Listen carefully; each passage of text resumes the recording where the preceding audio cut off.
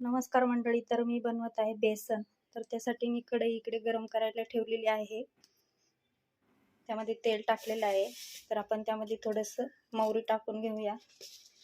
त्यानंतर जिरे टाकून घेऊया. त्यानंतर आता आपण इकडे मिरची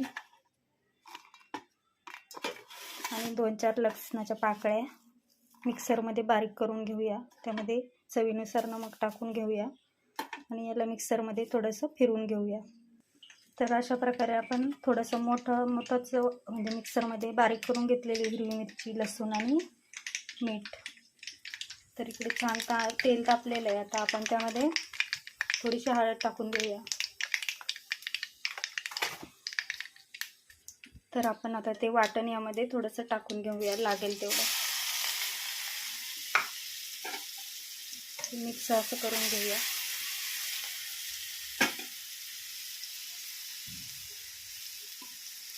थोडासा कांदा टाकूया. ते छान असं परतून घेऊया.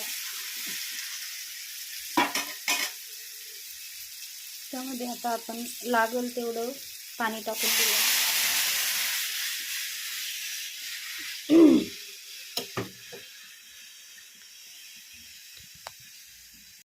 तर आपण हे पाणी ठेवलेलं वरती छान अशी फोडणी दिलेली आहे.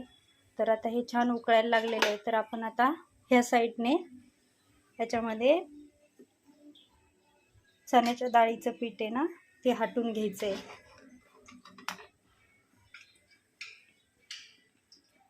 तर ते असं छान असं हाटून घ्यायचं.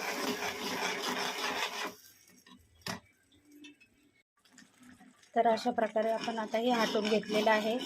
तर हे आता छान असं शिजलेलं पण आहे. तर आपण वरून थोडीशी कोथिंबीर टाकणार आहोत. तर आपलं छान असं पिठलं तयार झालेलं आहे. तर आपण याच्यासोबत चपाती खाऊ शकतो किंवा भाकरी खाऊ शकतो ज्वारी बाजरीची. तर तुम्हाला आवडलं असेल तर नक्की तुम्ही ट्राय करा. थँक्यू.